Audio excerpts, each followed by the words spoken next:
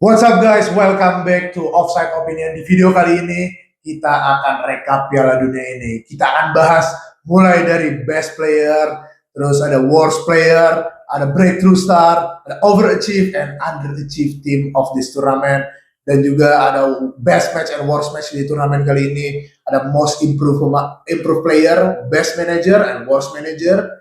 Terus ada best individual performance di World Cup dan worst referee decision. Oke, tapi sebelum kita bahas semua ini, kalian jangan lupa untuk like dan share video ini ke teman-teman kalian, dan juga jangan lupa subscribe ke channel ini untuk lihat video-video seperti ini lainnya. Oke, let's go, kita mulai. Let's go. Dari best player. Best player kita bagi. Jadi Pak, pertama kita bagi jadi goalkeeper, defender, midfield, dan attacker. Goalkeeper. Ya jelas. Hah? Kalau gua omongin, Itu lu pakai jersey-nya itu. Unai Simon. Unai Simon. Unai Simon. I mean, easy banget Gua berdua. mempertanyakan kenapa David Raya nggak main, tapi ketika gue lihat Spanyol Prancis, oke, Unai Simon. Iya, lu punya David Raya ada bisa main. Premier League Champions, lu punya La Liga Champions yang performa bagus dua-duanya. Unai Simon Tapi dijawab. dijawab. Dan satu trait yang Unai Simon menurut gue lebih dari itu, oke mungkin dia showstopper, ball playingnya bagus, tapi dia IQ-nya dan ambil resikonya. Itu awareness-nya gila banget. Pas ada dia tahu Spanyol highline, ketika ada true pass dia berani banget buat maju. Lawan Prancis Mbappe kan final juga kemarin gitu. Messi sekali, dan ya Unai Simon well deserved. Mungkin I don't know siapa Fozinya. Mungkin honorable mention ada di Fozinya yang bisa bawa Cape Verde kayak gitu, dan nambah berapa 40 juta follower 10 juta. Oleh. Oke, terus sekarang ada di defender menurut gue ada banyak. Ada banyak sih yang pasti yang player of the tournament dia ada Kubarsi, ada Upamecano dan Laporte sebelahnya yang menurut gua itu dia underrated banget penampilannya. Menurut gue Kubarsi sih, karena kualitas yang tinggi. Upamecano bagus Sih. Iya. Upamecano tuh beneran kelihatan bedanya banget ketika gue liat match perebutan juara 3 Konate main babak pertama. Wallahi beda banget, kayak darat sama langit gue melihatnya. Upamecano masuk, stop banyak banget, dan dari awal World Cup maksudnya group stage semuanya dia konsisten bagus banget, dan dia harus backup Kunde yang back kanan jelek banget, itu salah satu poin lebih. Jadi ya mungkin Kubarsi juga layak, tapi gue ambil Upamecano karena preferensi defender gue lebih suka yang agresif. Gue masih di Kubarsi sih. Kubarsi juga sih. One goal score. Kubarsi also deserve ya, makanya dia kenapa jadi yang player of the tournament. Ya, decide lah. Let yourself decide sih di komen lah. Kubarsi atau Upamecano. Midfield. Of course. Masih harus gue bilang lagi. Rodri. Spanyol semua. Gila. Dari belakang ke depan semuanya. Iya, bagus semua. Ya, lengkap semua. Tapi honorable mention ya. Bukan honorable mention, bahkan menurut gue bisa di kontes juga, itu pastinya Jude Bellingham. Sayangnya Rodri aja. Dia bagus banget, 7 gol. Bellingham bagus 7 banget. 7 gol, gila. Gak pernah ada midfield yang skor 7 gol. Tapi ya lu lihat lagi melawan Rodri, performanya kayak gitu, dan Rodri bukan tipikal golin, dia kontrol tempo defending. Iya, gua rasa sebenarnya bisa menarik kalau Jude sama Rodri ketemu di final, tapi ya udahlah. Ada Argentina yang buat semua itu gagal, dan Olise juga honorable mention, assist terbanyak di satu campaign sepanjang sejarah World Cup dengan 7 assistnya. Tapi menurut gue juga Rodri clear, menurut gue jauh dari Rodri performa defending, attacking, ball position, everything. Is good. Rodri. Dan sekarang penyerang ada Mr. World Cup, dua-duanya sih Mr. World Cup. Ada Mbappe dan Messi. Kalau gue ngambil Messi sih, karena nggak hanya gol tapi assist juga. Dia ngangkat satu tim sampai final. Betul sih. Menurut gue itu Messi. Betul sih. Mbappe ya dia top score. Dia asisnya juga sama sebenarnya sama Messi 4. Tapi poin yang jauh banget Messi punya, Mbappe gak punya, itu gendongnya. Gendongnya. Lu lihat Argentina gimana di final pas Messi dikunci. Wallahi it's the worst team ever. 10 batang kayu lah Messi. Jadi ya attacker gue juga Messi. Jadi goalkeeper kita bilang Unai Simon. Back Kubarsi. Kubarsi, midfield Rodri, dan attacker Messi. That's our best player in each position. Gimana menurut kalian? Tulis di kolom komentar. Setuju atau ada nama lain? Tulis di kolom komentar. Dan the worst player, tadi kita udah bahas best player, sekarang worst player. Ini uncomfortable. Kita menilai worst player ini bukan dari seberapa buruk dia main sih, tapi kayak our expectation, ekspektasi kita mereka main di level ini, ternyata dia kayak buset lah, jauh banget ke bawah. Kalau lu nilai seberapa buruknya, lu tinggal nilai South Korea, Algeria, Kurasau, back yang paling jelek pasti. Cuma ya expectation against reality-nya gimana. Dan ada beberapa nama, dan banyak dari Portugal, berada. Berarti ngomong tapi Cristiano Ronaldo. Nah itu Ronaldo, kita ekspektasi dia akan beasting and feasting di World Cup kali ini. Cuman ghosting dia gila kemana, kecuali lawan Uzbekistan. Dia klik farming. Dia goal farming, dia klik farming terus ngilang lagi kalau dia. Terus ada juga selain dia, nggak bisa disalahin dia doang untuk di Portugal. Ada Bruno Vitinha. Bruno Vitinha, the best midfielder in the world. PFA Player of the World. EPL Player of the Year. Break assist De Bruyne and Henry. Bro, where are you, bro? Bruno, where are you, bro? The only Bruno I know is Bruno Guimaraes.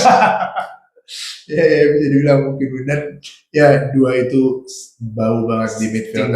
Mungkin Neves juga underperform, tapi dua itu sebenarnya yang paling jelek. Neves masih ada naik dikit lah. Tapi menurut gue sih, dua itu bingung gue saking jeleknya dua-duanya. Tapi karena Bruno ada satu aset, gue Vitinha. Karena ekspektasinya tuh best midfielder di world.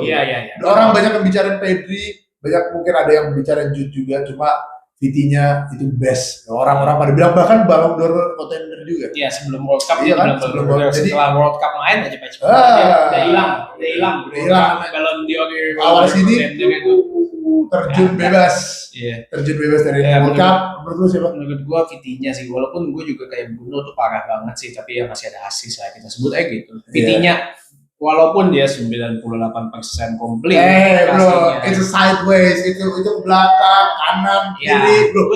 Satu match lawan Spanyol dia 59 passing, yang progresif passing cuma 4 aja ke depan. Dan yang berhasil cuma 2.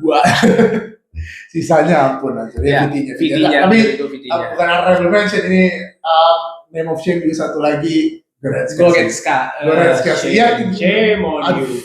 Mungkin bukannya yang parah banget kayak Vitinha dan ekspektasi kita gak gila, cuma decisionnya dia loser banget sebenarnya. Gue juga gak pernah main di situ, cuma lu sebagai pemain senior yang sering penalti, lu malah ngasih back junior lu yang baru pertama kali di penalti malah yang berani, dan menurut gue gak bisa malu, gak bisa sedih karena dia udah berani gitu. Dan Goretzka harus malu karena dia gak berani nyoba. Goretzka salah satu honorable mention, but still worst player Vitinha. Oke, kita lanjut lagi di Breakthrough Star. There's a lot of name. Banyak banget. World Cup kali ini seru banget. Selain superstar yang perform semua, Breakthrough juga. Breakthrough banyak banget. Ada Gilberto Mora, ada Fozinya yang meskipun udah tua, cuma dia kan baru kan. Breakthrough yang player, itu bisa apa aja. Saibari Manzambi di Swiss, Pinones sama Decathlon di Belgia. Tapi ada juga yang narik perhatian gue banget, Ayub Buadi. Gue suka banget. Sumpah ya, ketika Ayub Buadi main tuh emang langsung banyak transfer. Iya. Dia langsung naikin harga tuh, gue lihat jadi 3 digit tuh orang main. Asli bener dah. Iya. Dan ini banget. Dan kalau dilihat dari market sekarang ya mungkin itu 19 tahun ya. Ya mungkin gue nggak tahu layak atau enggak 3 digit 100 juta ke atas, tapi dia bagus banget. Mungkin dia around 90 dia layak lah gitu. Ayub Buadi menurut gue sih breakthrough tahun ini sih. Atau lu ada nama lain? Enggak. Menurut gue Saibari juga sih. Mungkin Saibari bisa. Cuman Buadi masih Buadi gitu. Buadi. Soalnya Saibari meskipun nggak kelihatan banget, tapi di PSV tuh udah ada mulai inceran-inceran tuh malas berat. Tapi Buadi bener-bener orang nggak tahu. Iya, kita nggak tahu sih. Dan dia kayak tenang banget, mainnya compose, nggak bisa di press, itu gila sih. Gue liat pertama lawan match lawan Brazil, oleh ngefans gue langsung. Iya, ini gue keinget Amrabat di Amrabat. Cuma bedanya Amrabat lebih fisikal, lebih defending tipe midfielder. Tipe breakthrough-nya tuh seperti Buadi. Iya. Kita nggak ada yang tahu di mana kok. Betul. Ya, menurut gue Buadi breakthrough. Buadi breakthrough. Oke. Kita lanjut ke overachieve team.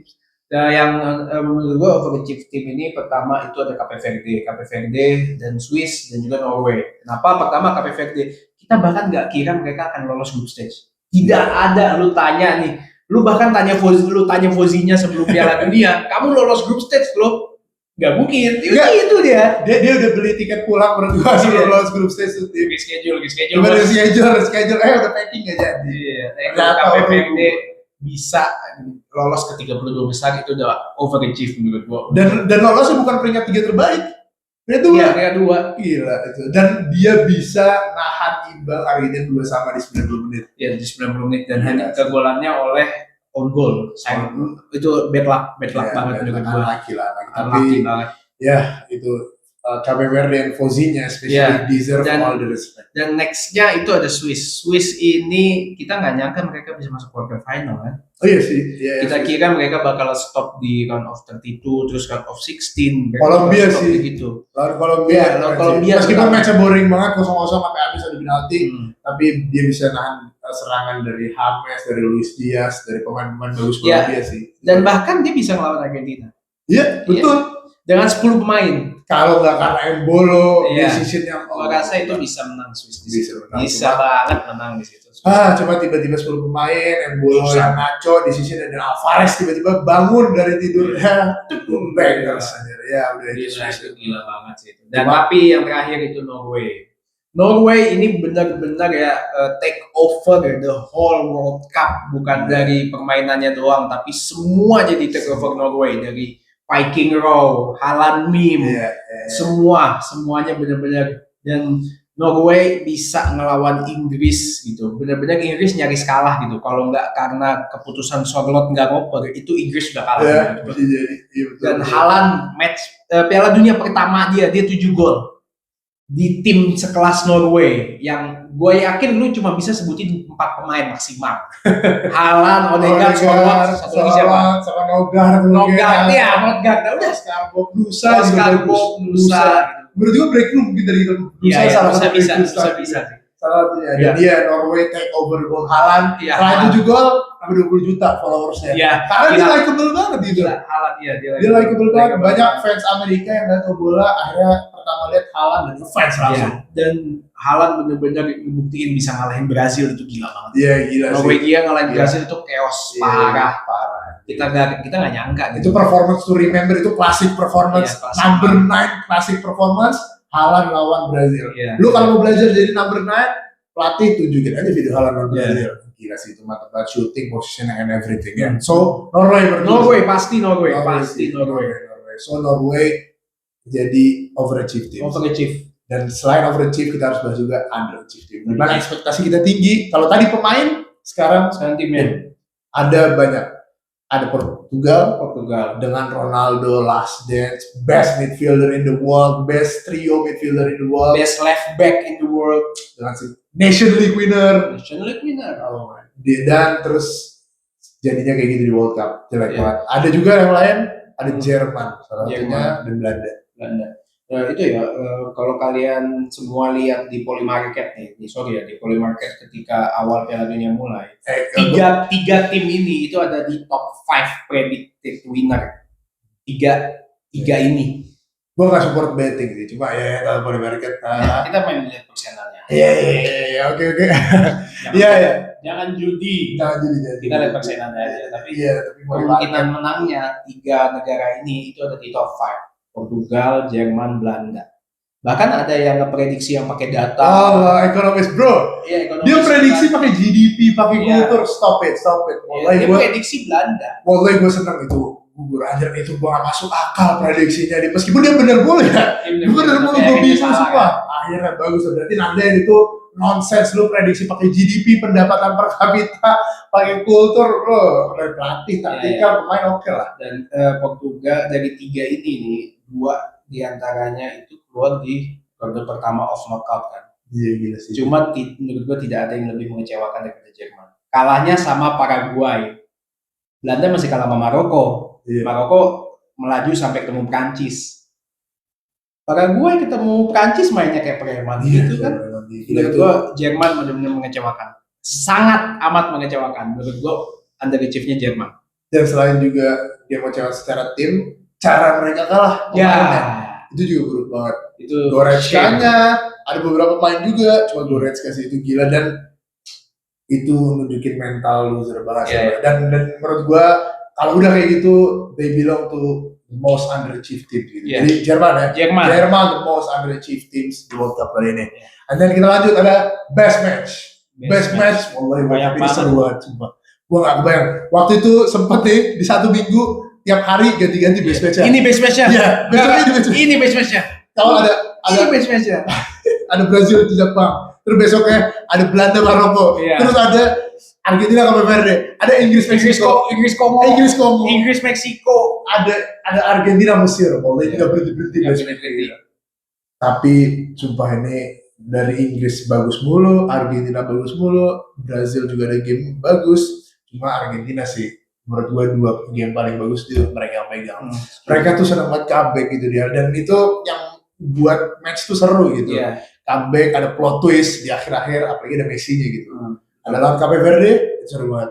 Underdog yang lagi rising banget dengan Fozinha-nya bisa naik ke 90, tapi harus dikalahin di extra time.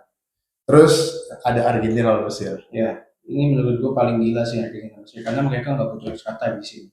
Dari 2-0, bayangin 2-0. Emang banyak kontroversi, tapi harus diakui juga itu mentalitas banget dari 2-0 bisa bangkit jadi 3-2 tanpa extra time. Wow. Dan salah satu kenapa itu best match karena ada kontroversi juga menurut gua. Jadinya lebih ramai ya, mungkin secara keadilan itu beda cerita. Cuma as a best match, most entertaining match, dan itu dibahas semua orang dari yang nonton bola sampai yang nonton bola. Dari orang tuh sampai ibu-ibu dibahas kan itu gila, gua kaget banget. Jadi menurut gue sih itu sih Argentina Mesir setuju banget Argentina. Inggris Meksiko honorable mention menurut gue itu klasik di Azteca. Golin di Azteca 2 menit 2 gol. Wow. Dan Wonderwall-nya di akhir juga ikonik banget. Dan dia itu honorable mention juga menurut gue. Hebat. Argentina Mesir nggak ada lawan sih. Messi. So best match in this World Cup menurut kita Argentina Mesir. Unexpected favorit lawan underdog. But they're the best game. Nextnya kalau ada best game pasti ada worst match tadi buruk. Ada 2 menurut gua dan dua-duanya dipegang oleh lawannya Spanyol. Prancis Spanyol, Argentina Spanyol. Dan menurut gua it's a clear as day Argentina Spanyol. Gua nggak perlu ngomong. Lu tonton aja video kita yang nge-review final. Lu lihat aja di situ kenapa menurut gua itu worst match banget. Tapi emang ya lo kalau nonton tau lah itu worst match lah. Iya, kalau nonton dia nggak perlu penjelasan panjang dan ini ya worst match itu bukan yang sebenarnya jelek doang gitu, tapi kayak tadi ekspektasi tinggi, cuma realitanya jelek banget gitu. Mungkin lo bisa bilang Swiss Kolombia atau match di Curaçao atau apa, cuma ini final World Cup. Skalanya final dan 0 shot on target, bahkan kalau lo hilangin skala final pun menurut gue itu salah satu terburuk.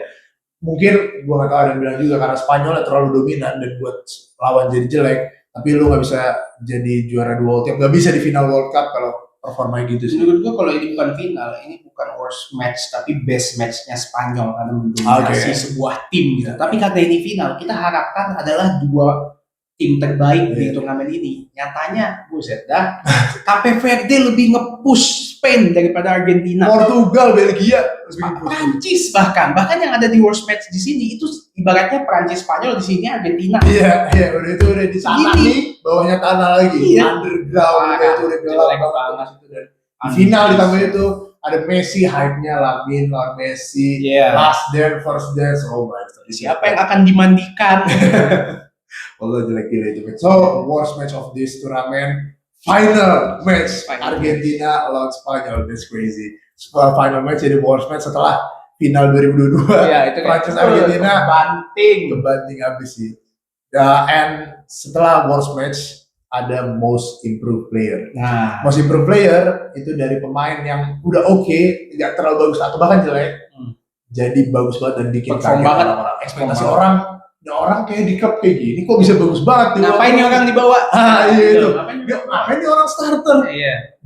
Di tim aja cadangan kadang, tapi dibawa. Ada beberapa nama, Spence salah satunya, Pedro Porro, dan Brobbey sana. Kalau Brobbey menurut gua dia emang ekspektasinya nggak tinggi juga pastinya, dan dia striker Sunderland kan, dia bukan striker kelas dunia, cuma di Belanda dia bisa golin banyak tuh. dan golnya bagus-bagus menurut gue, positioningnya, build up-nya, hold play-nya dia kuat banget, dan ya Brobbey deserve as an honorable mention menurut gue sih. Iya, menurut gue honorable mention bagus tuh Brobbey, dia perform, emang ekspektasi juga nggak tinggi soalnya. Dan setelah itu ada back kanan dulu. Iya, back kanan slash back kiri lah, Spence kanan kiri kanan. Spence and Pedro Porro, both of them Tottenham Spurs player. Tottenham dua-duanya jadi most improve. Tottenham kok bisa posisi 17. Lu punya Romero, punya Spence, punya Pedro Porro, masuk semifinal semua. Kalau bisa hampir degradasi punya, gila itu gua ngerti apa yang dia otaknya Igor, pelatihnya siapa lagi itu, semuanya ganti semua, masih sama aja. Masih sama, tapi ya dua pemain itu buat gua kaget banget sih. Ya betul. Performanya, especially menurut gua Pedro Porro gila banget. Bahkan bisa awalnya dia bukan starting di match pertama, tapi karena dia bagus mainnya dan cocok sama sistemnya De La Fuente jadi starting, ambil juara. Spence sih. Ya, Spence bener-bener dari dia mulai starting, dari mulai cadangan pertama kan. Ya, pertama cadangan sampai Reece James ketika kan. Iya, dari dia super sub bagus. Terus dari dia starting kemarin juga bagus. Kalau Argentina starting kan. Argentina starting. Dan perebutan juara 3, Olise dikunci. Olise itu Jet Spence. Kayak awal tuh kayak pemilihan Tuchel kan emang ini ya kontroversi ya. Cuman Jet Spence-nya yang tadinya paling dikontroversi karena lu ada ada Luis Hall, tapi kalau lu milih Jet Spence dan ketika dimainin ini yang bisa Jet Spence lakukan gitu. Benar-benar gila banget tackle yang lawan Argentina tuh yang dia terbang. Simeone. Iya, itu bisa jadi tackle of the tournament kalau Inggris menang. Itu keren banget. Dan orang-orang bertanya kayak lu winger lu Arsenal, midfield lu Arsenal gitu. Lu kenapa bawa Spurs nggak bakal bisa Klopp gitu? Benar gitu. Kenapa dia nggak bakal bisa main bagus gitu. Spence bagus mainnya. Even sama Madueke dia bisa main bagus. Bahkan Madueke yang nggak bantu track back. Spence sendirian tuh di belakang bek kanan. Dan dia Spence menurut gua rivalitasnya nggak terlalu separah dulu Inggris dan mereka lebih solid. Dan ya Spence lagi-lagi buktiin gitu bahwa dia bukan necessity dan dia layak dibawa ke Euro nanti. Euro nanti I think it's good. Dan setelah most improved player, kita udah selesai bahas match, tim, pemain, kita bahas manager. Who is the best manager of this World Cup? Best manager World Cup, I think it's clear gila. De La Fuente. Iya. Gapnya terlalu jauh maksud gua. Yang di quarter final itu rata-rata digendong semua. Mungkin Prancis gak digendong banget sama Mbappe, Deschamps ada, cuma secara taktikal gak ada identitas yang jelas. Gak ada, bener kayak kita ngelihat tuh kayak setiap match itu satu yang bagus. Hanya enggak, semuanya bagus. Semuanya bagus. Dia bisa ngunci Mbappe, dia bisa ngunci Dembele, Olise, dia bisa ngunci Messi, dia bisa ngunci semua pemain inti yang emang ya udah lu gak ada dia, lu gak main. Lah lo, Olise benar-benar gak gerak lo. That's crazy. Masuk gimana dia setupnya? Gue juga udah bahas kemarin tuh di review final. Gimana di setup attacker sama midfield as their first defensive line sebagai defensive line pertama. Kalau back lawan midfielder lawan pegang bola itu nggak kuat 10 detik. Udah di press habis-habisan, kencang, agresif, nggak capek-capek apa menit 90. Dan pemain yang dia pilih profilingnya bagus banget. Mereka bukan lihat kualitas doang, tapi lihat pemain yang nggak capek-capek, kardionya kuat, dan bisa ikutin sistem mereka. Jadi De La Fuente dari pemilihan pemain, taktikal, instruksi, style, semuanya perfect, 10 out of 10. Menurut gue honorable mention juga, gue gak tau namanya sih, pelatihnya Maroko sama Jepang, itu juga menurut gue, dan pelatihnya Belgia juga oke. I don't know their name, tapi mereka honorable mention karena lihat gameplay mereka. Selain best yang udah jelas De La Fuente, kita lihat worst manager. Siapa manajer paling buruk dari segala aspek? I think it's easy. Warna jersey-nya sama kayak Spanyol.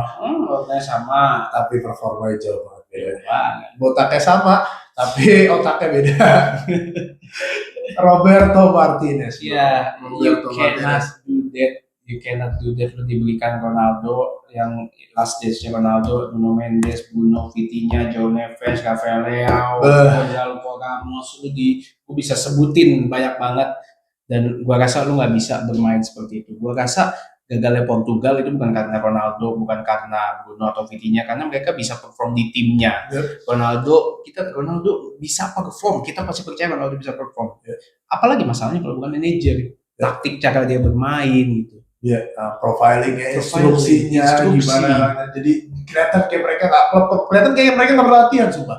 Sama-sama nggak tahu kapan Ronaldo harus lari, kapan gelandang harus passing, dan dia performa jelek banget. Bahkan di season in game manajemennya, dia nggak masukin Gonzalo Ramos yang udah nyelamatin dia lawan Kroasia di match Spanyol.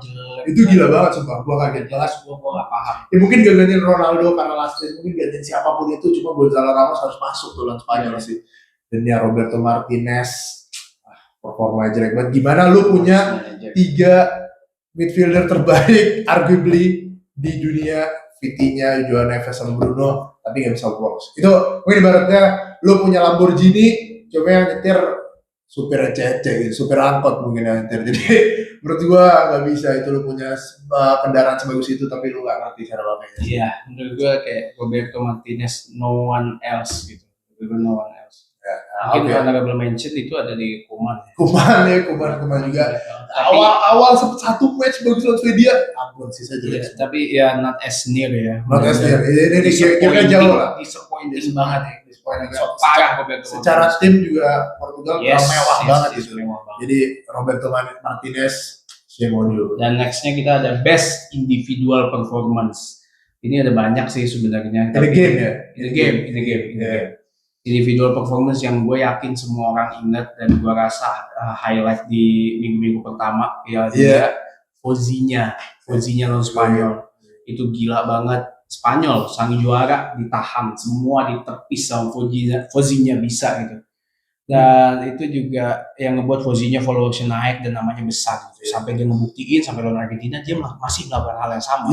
Save demi save gitu. Cuman emang berbeda kualitas. Efeknya keluar. Dan juga nextnya itu ada di lawan Meksiko Azteca. Altitude dengan historinya di stadion itu, Maradona yang juara World Cup di situ, Pele yang pakai Zambrano yang juara World Cup di situ. Itu historinya, altitude, tekanan dari fans Meksiko yang lu tahu gila banget. Tapi Jude Bellingham perform di match itu gitu, dengan 2 gol clutch-nya, dan bukan cuma 2 gol, defending-nya, clearance-nya, semuanya gila, dia bagus banget, leadership-nya, everything about him di Azteca Stadium itu bakal diingat sama orang sepanjang masa. Di World Cup itu ikonik banget performanya, legendary World Cup gitu. Tapi ada satu lagi, Messi versus Egypt lawan Mesir, tinggalan 2-0. Gimana caranya lu sebagai kapten tim lu sebagai leader di tim lu mengembalikan keadaan, dan Messi melakukan itu. Messi dari tadinya CAM pindah ke RW, crossing dapet, crossing lagi. Romero gol, dan Darwan crossing dia juga dapet. Gagal diambil bola muntahan nyampe ke dia golin lagi. It's a fucking master class menurut gua. Dan finishingnya gila, supaya itu half volley, supaya ada bola susah, bola muntahan lah. Dan itu kenceng. Karena ketepis. Karena ketepis masih bisa masuk. Kenceng. Itu kenceng, dan dia performa itu gila sih Messi. Gila banget.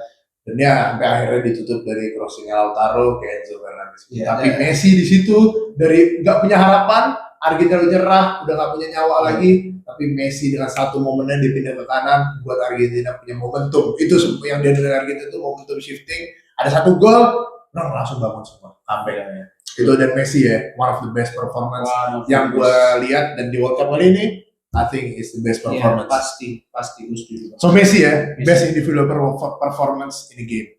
Dan yang terakhir ada, kita udah bahas semuanya. Kita udah bahas tim, kita udah bahas player, bahas manager. Tapi ada satu aspek yang jadi perbincangan rame banget di World Cup kali ini, wasit. Sekarang kita membahas worst referee decision. Siapa dan atau apa worst referee decision di World Cup kali ini? Kalau menurut gue sih sebenarnya all against Argentina gitu. Kalau bisa dimasukin kan. Cuman sayang sekali kayaknya ada yang lebih parah sih kan. Ada yang lebih parah dari Argentina. Cuma settingan Argentina. Let's decide yourself menurut gua. Ya menurut gua bias banyak banget ke Argentina. Gua nggak bilang settingan sih. Cuma wasit punya subconscious itu bias ke Argentina, tim gede dan Messi, makanya diuntungkan. Tapi di samping Messi, Egypt, di samping Argentina, Egypt, Cape Verde, Swiss, atau bahkan semifinal lawan Inggris, Prancis, Paraguay. Ya, itu parah. Itu apaan gila? Itu match bola atau match WWE atau oktagon, itu pelapang bola atau oktagon, boleh gila itu. Makanya itu kayak aneh banget gue lihat. Anehnya itu kayak nggak dapat kartu. Nah itu lebih gila lagi sih. Gila banget coba. Benar-benar nggak dapat kartu dari sisi Paraguay, 0 kartu. Malah yang dapat kartu Olise, Barcola dapat sama Kone kalau dia tuh 3 Prancis kartunya. Dan kartunya nggak jelas, Olise megang bajunya doang, pemain Liga IV pegang muka kartu. Sementara pemain Paraguay Kunde disikut, lagi lari ke belakang disikut. Upamecano badannya disikut. Bape sliding dari belakang itu jelas banget. Nah gila itu gua tahu wasitnya taruhan betting atau apaan. Dia taruhan 0 yellow card di Prancis ya guys. Makanya dia di Paraguay sorry, jadi dia nggak ngasih itu. Dan dia itu I think that's the worst decision. Meskipun di Argentina parah banget dan lebih ramai di gas orang, tapi game itu parah banget. Itu gila banget. So Paraguay lawan Prancis itu worst refereeing decision dan worst refereeing display lah di World Cup kali ini. Kalau Argentina kan kita masih debat lah ya.